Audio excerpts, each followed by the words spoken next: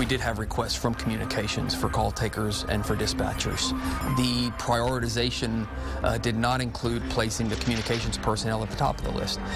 Last night, a KXAN investigation revealed a plan to cut back on overtime at the city's 911 call center last year. It's a move that resulted in thousands more callers being put on hold. And now, because of our report, an outspoken member of Austin's Public Safety Commission is angry at police. But he's putting the blame squarely on the shoulders of the city manager's office, which prepares the budget each year. KXAN investigator Robert Maxwell is in the newsroom now with more.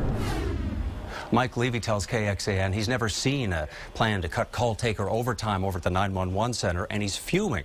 This morning he sent an email to Assistant Police Chief Brian Manley. He wanted to know why the information never appeared in public presentations Austin Police made to the Public Safety Commission. After seeing your report, I'm most frustrated and sad and angry is we have known instinctively what's going on, but they keep saying, well, we can't provide that information. KXAN first revealed an email sent from a 911 assistant manager to police saying the initiative was purposefully aimed at lowering our 911 answer rate to be more fiscally responsible.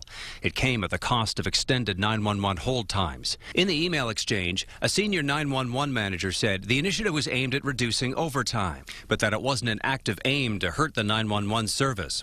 Budgets at the call center have remained flat for 2 years. If you go into a queue, a recording queue for 15 to 20 seconds to a minute to 5 minutes, you're not going to be a real happy camper. In the summer of 2012, 911 dispatchers answered calls within a goal of 10 seconds 96.6% of the time.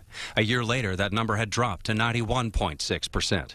Assistant Chief Brian Manley told KXAN the police department has shared information about those longer response times with the Public Safety Commission as recently as December. This is a discussion at the Public Safety Commission annually. They get updates on the 911 call center.